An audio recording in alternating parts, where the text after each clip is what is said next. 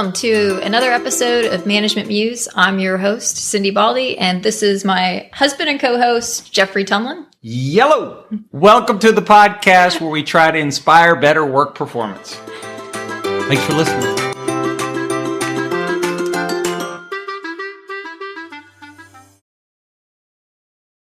Hi, everybody. Thanks for joining us today on Management Muse. I'm Cindi Baldi and my co-host, Geoffrey Tumlin. Yellow. And today we're going to talk about ethically sensitive people. Sounds good to me. Yeah. I'll tell you a story. We were at lunch. It's been probably almost 10 years ago now. And a friend of ours was basically going to leave lunch and go have a conversation with a coworker and blow up their relationship. And we knew this coworker. We knew our friend, of course, and we're like, wait a minute, this is a big deal. This guy you work with, what are you doing? And he said, I just can't work with this guy anymore. I don't think he's ethical. He is cutting corners, and I can't live with it anymore. And so we're like, all right, well, tell us what happened, and we'll kind of think through this with you and help you get you ready for this big conversation you're about to have after lunch. And the guy talked with us for probably almost 10 minutes, maybe 7-8 minutes. And at the end of the conversation, I remember you said, I don't see something ethical here. And I was like, man, thank God you said that, because I don't see anything unethical here either. And it surprised our friend, who was basically concerned that two people who he respected, our opinion, both didn't see anything wrong with what was going on. And I think we convinced him to not, come all the way off his point, but instead to go from our lunch and meet the guy, but ask him to explain his side of the story. And our buddy did that, let the guy talk. And come to find out, it kind of made sense what his colleague was doing and why. And our friend didn't end up blowing up the relationship. But that conversation turned out to be helpful, not only for our friend, but also to us. It was helpful to him because it enabled him to not in the moment blow up a relationship that he needed at work, but it helped him kind of better understand that he was just a little bit sensitive to how the sausage sometimes gets made in organizations, and kind of gave him an appreciation for that going forward, to try not to blow things up like he was about to do the day we met him for lunch, but like he'd done before many times in the course of his career up to that point. Yeah, I mean, that was one of the things, is that we did know a little bit of the history where he had come out of a number of organizations because of ethical reasons, which, I mean, that could be legitimate. Yeah. But once we had this conversation, and then like the after effect of the conversation, it put the whole thing into perspective that, maybe this was the problem all along, not so much potentially the organizations, but that he just is very sensitive to anything that's even close to the line. Yeah. And sometimes sees a line when other people don't. And, that can be because, that's the trick with ethics, right? Like, everybody's like, oh, just do the right thing. Well, that's great, but what's your definition of right thing? Sure. And like, his just may be a higher bar, or in this case, it may be that he's seeing it from just one very narrow perception and interpreting it as unethical. But if he understood more, or the why as something is happening, then he might actually see the value in what's happening. Yeah. But you have to have the conversation. Yeah. It was also, that was an important lunch for us, because it alerted us that these type of people actually exist. And we know a few of them. Yeah. And so we've seen similar things happen with other people.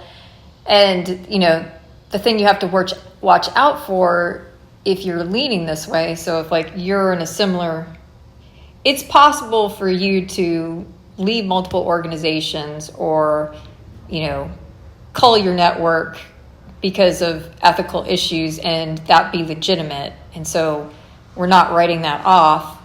But if it's happening frequently, at a minimum, like probably need to ask yourself, am I having the conversations and giving people and organizations a chance to either explain or fix what's going on before just blowing them up? Yeah.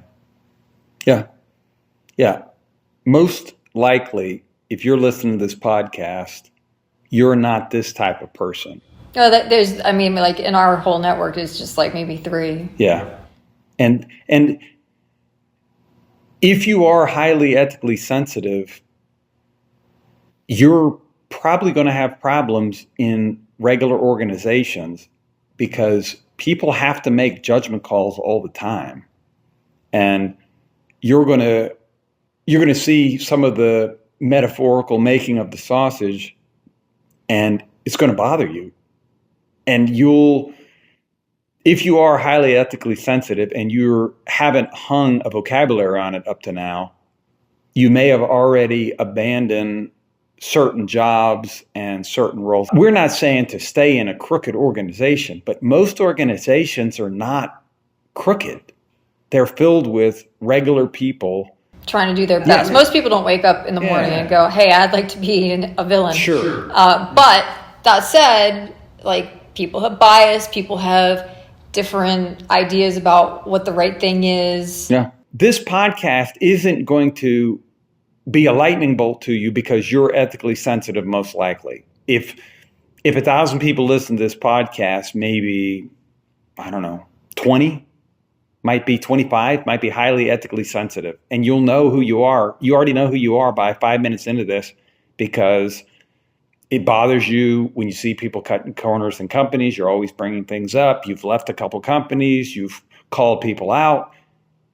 And that's not normal behavior. That's not what people normally do in groups. Normally, people are very reluctant to call out transgressions. They give people the benefit of the doubt. And in most companies, the company itself isn't engaged in unethical practice like Enron, where the business foundation was unethical and the accounting was wrong. But there's a lot of times in regular old organizations where people have to decide how to allocate scarce resources, and it's imperfect. And sometimes they make choices that other people might not agree with, and that's not necessarily unethical. We want a small number of these folks in our companies because they can help prevent us from getting too far away from our values, from becoming over a period of time crooked or making bad decisions. Well, they might help you actually identify it earlier. They're kind of the canary in the coal mine, where because they are sensitive, they're going to feel it before anybody else, and it's a lot easier to fix something before you're knee deep in it than not. And so that's the challenge is, their sensitivity kicks off potentially a lot of conversations and slows some things down potentially. But when you need them, that you're grateful they're there. Yeah. They require protection. They're easy to get upset with because they're often calling people out and they're often slowing us down. But a percentage of the time, they're actually right. And we shouldn't do what we're about to do. I think about a company that years ago we worked with, and basically they were running out of money at the end of the year, and their last way to kind of plug the hole was to complete a grant, and the grant was scalable.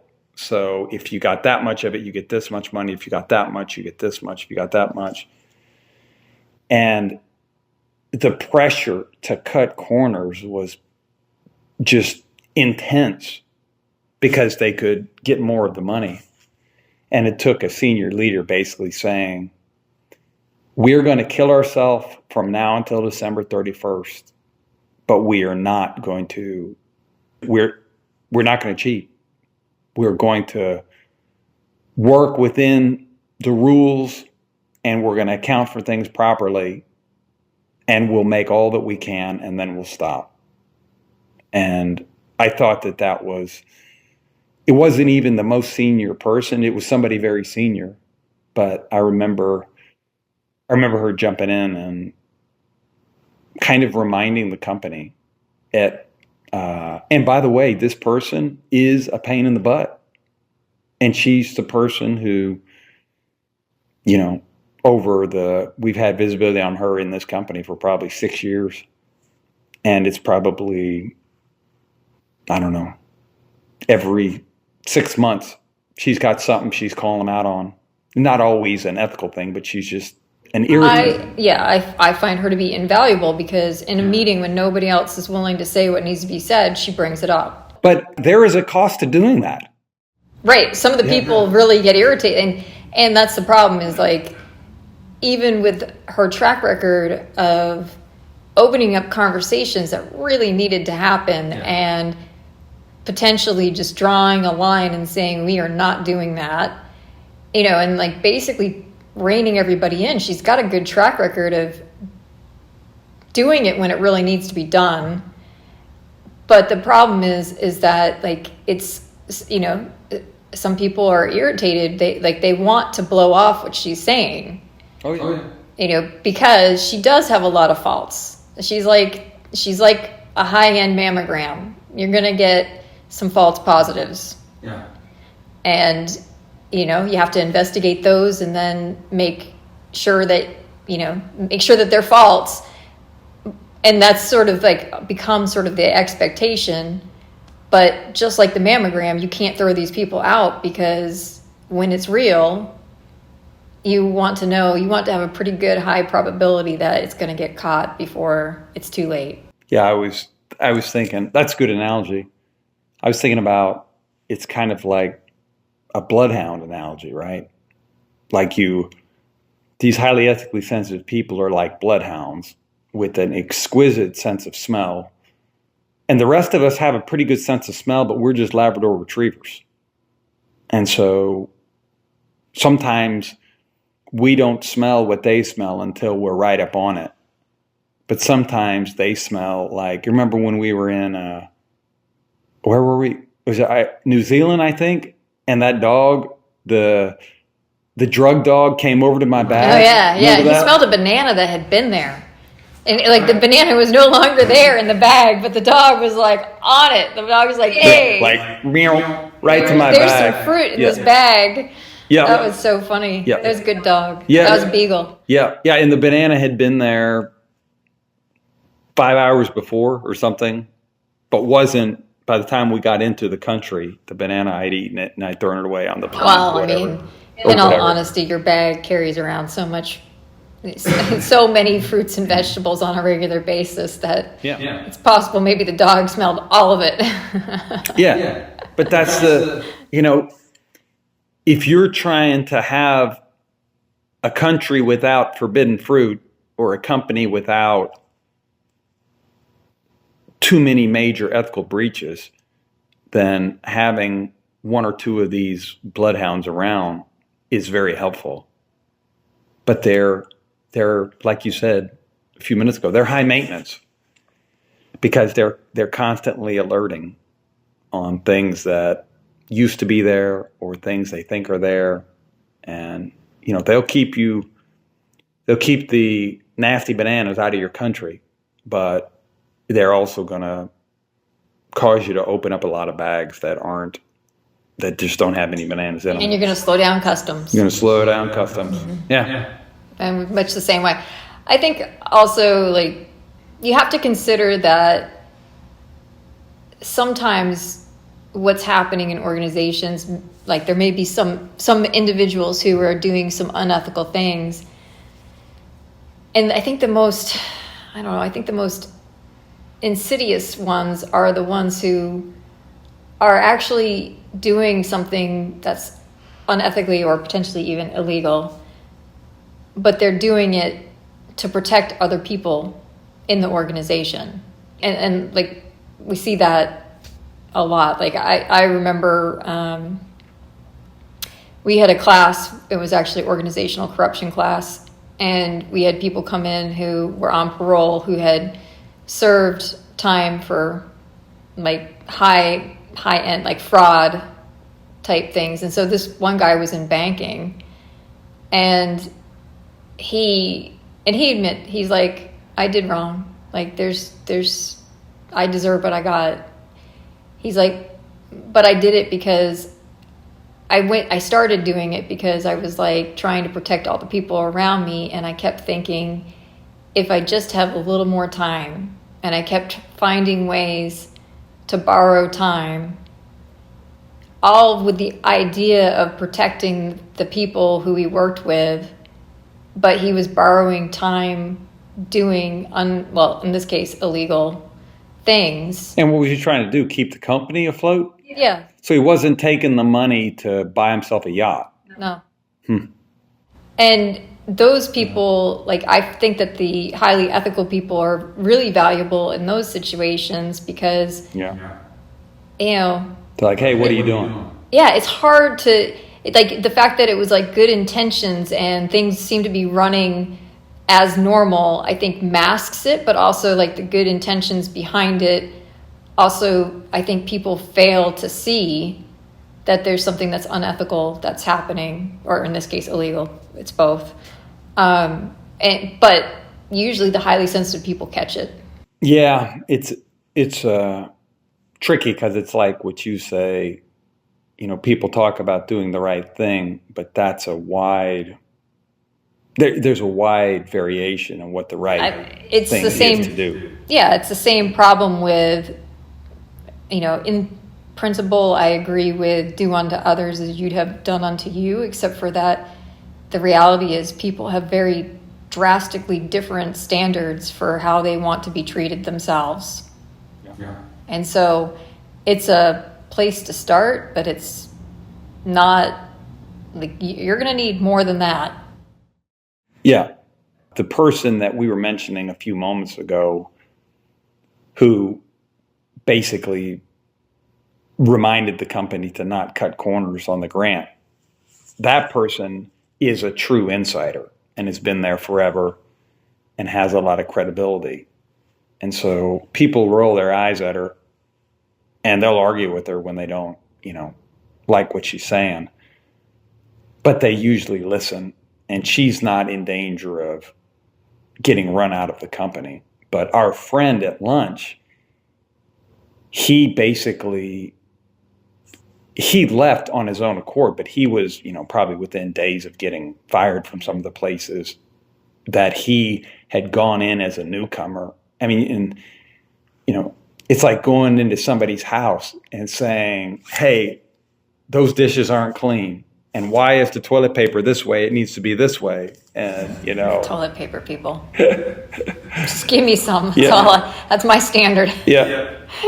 Yeah, but I mean, that's the, you know, it's kind of tongue in cheek, but we worked at a place where they hired somebody really smart, and the guy came in and basically started like turning over the too hard box and telling them everything that was wrong.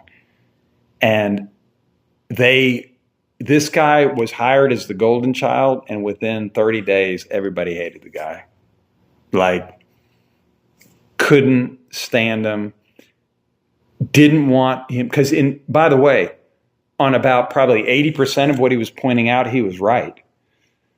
But he didn't have a leg to stand on because he was the new guy, and he was just pointing out all of the crap that's wrong at the company, the vast majority of which people knew about, and just, you know, not everything can be fixed. Well, everything's a trade-off. Yeah. So, yeah, that might be messed up, but we made that decision that we were going to live with that being messed up because it allows us to do X.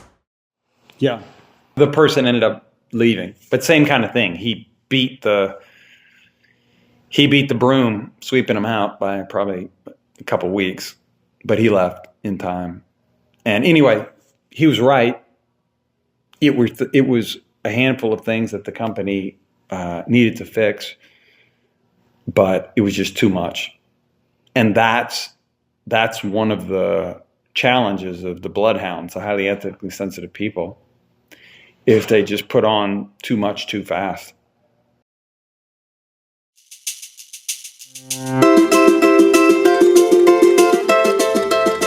Hello, Musers. Now it's time for commercial break. All right, so it's time for us to ring the register. Yup. Talking about today, rising leader programs. And so that's the people who in somewhere from 1 to 5 years might jump up a level in your company. Leader development program, basically, but we call it rising leader. Get them together, give them a curriculum based on some of the core concepts they need to know to step into the next position. We work with you on that. We bring a bunch of the topics that they might need: difficult conversations, negotiation, resolving conflict, building consensus, whatever that may be. And then you may have some that are specific to your organization. And we put them all together and we build a curriculum and we meet with them once a month. Plus we give them coaching. So we're doing group sessions with all those rising leaders once a month. Plus we're doing coaching bi-monthly, every other month. Long story short, they end the year having made real improvement on a particular part of their work and their management capabilities, and they learn a lot about each other and about some of the key things they're going to need as they step into their roles in your organizations. Employees love it. If you're wondering, what on earth do I do for these employees to help them stay loyal and keep them with me? This is one idea. People love great ideas and good conversations relevant to the jobs that they do. I think it also gives them a chance to reflect, and there's not a lot of opportunities in organizations to reflect. Yep. Rising Leader Development Program through On-Demand Leadership. We do them all the time. People love them. Give us a call, ondemandleadership.com, and we'll talk you through it.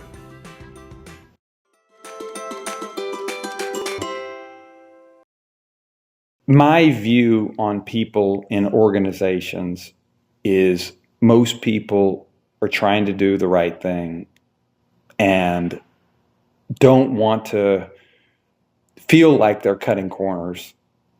But invariably, you can't fund everything you want to fund. You can't hire everybody you want to hire. And you just have to make decisions with a scarce or finite amount of resources. And not everybody's going to agree.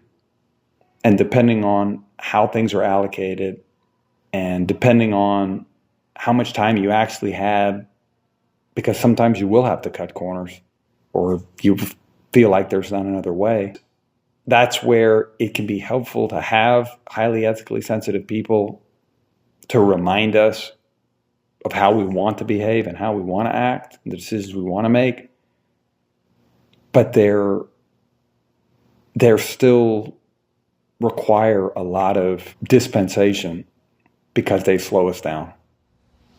I mean, I think that's really where the heart of the issue is, because, I mean, most of the people we see at the top of organizations are very much achievement oriented, and they want to knock stuff out. And so anybody who stands in their way of getting things knocked out, they get very upset about it. And so that's the reason why one or more people high up in the organization really need to find ways to protect them. And so whether that's like anonymous tools that can be used for people to give like their feedback and the input, or that they just literally just protect them in meetings and recognize that they appreciate their contributions, whatever they choose, maybe all of the above. Yeah. I think it's important for people and managers in organizations to like the label, I think, is helpful because it gives us a way to talk about, even though they're rare, some people we now can put a label on them, and that hopefully will help people value what they are doing and have a little more patience when they do slow things down. Yeah.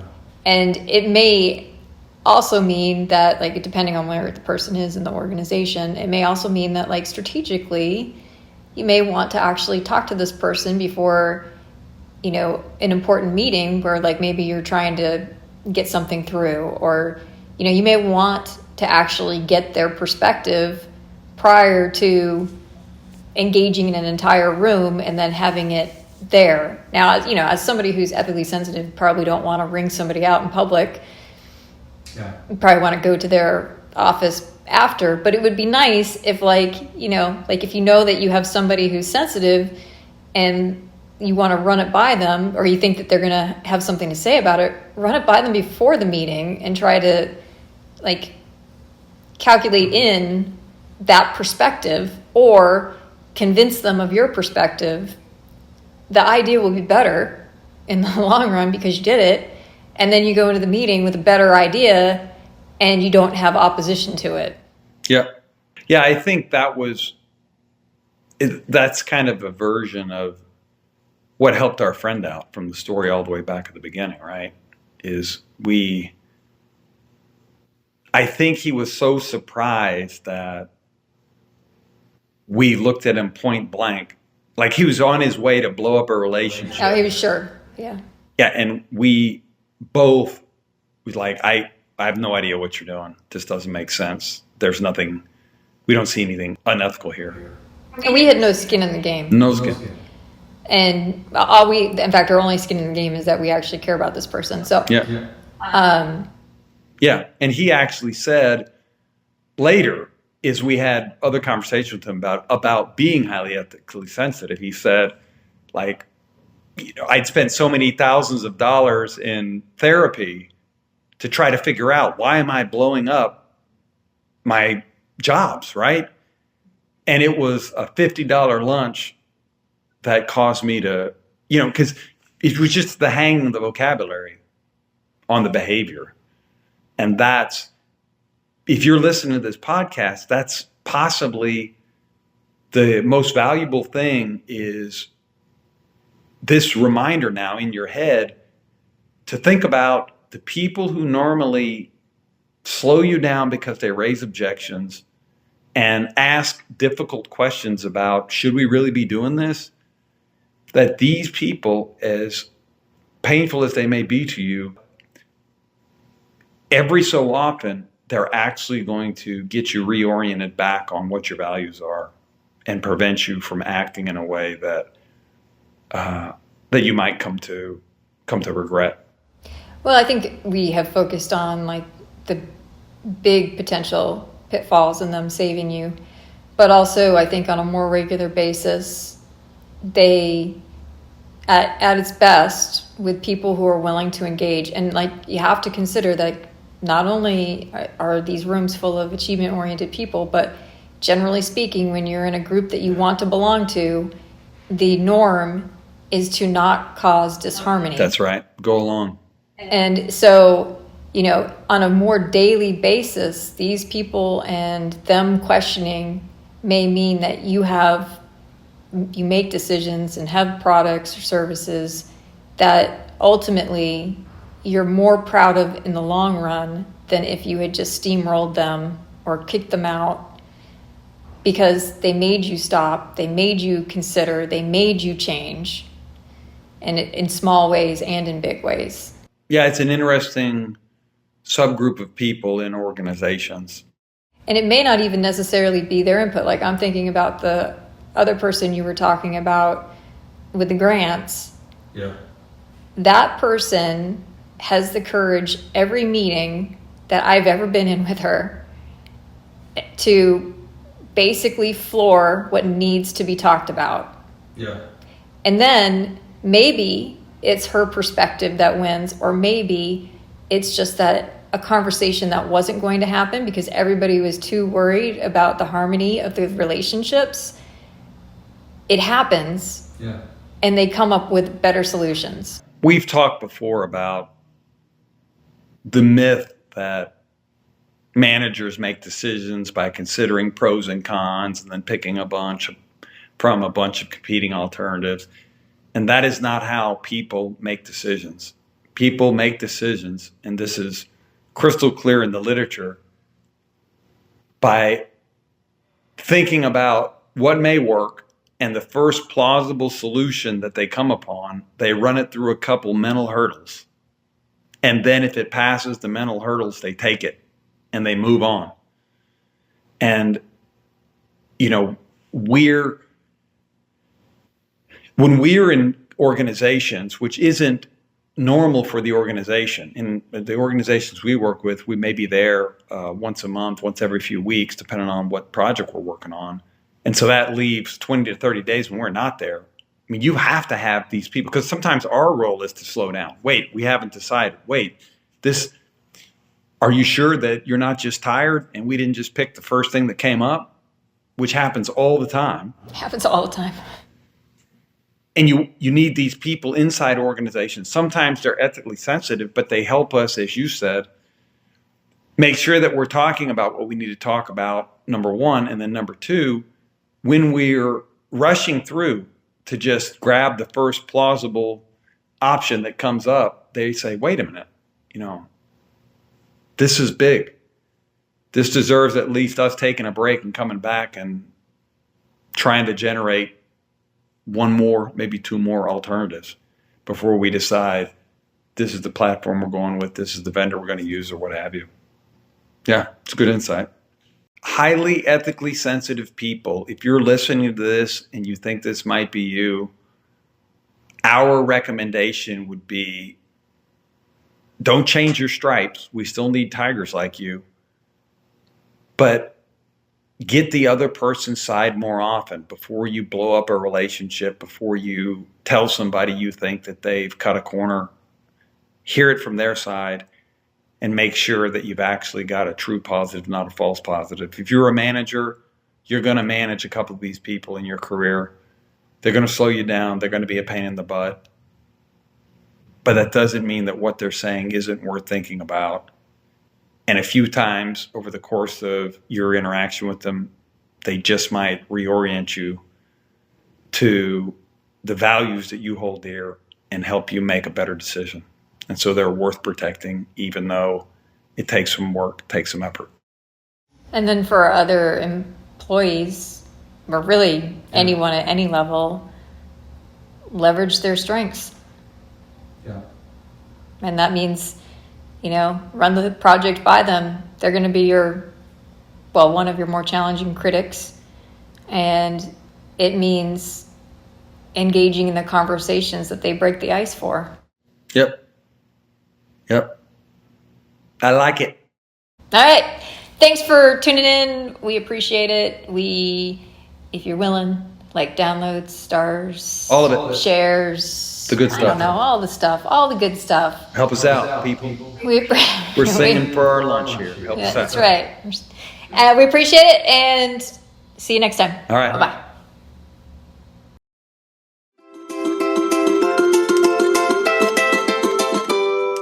We hope you enjoyed this episode. If you want to learn more about the topic, check out our show notes. And if you want to help us out, like, share, subscribe, and 5 stars are all deeply appreciated. See you next time on the Management Muse.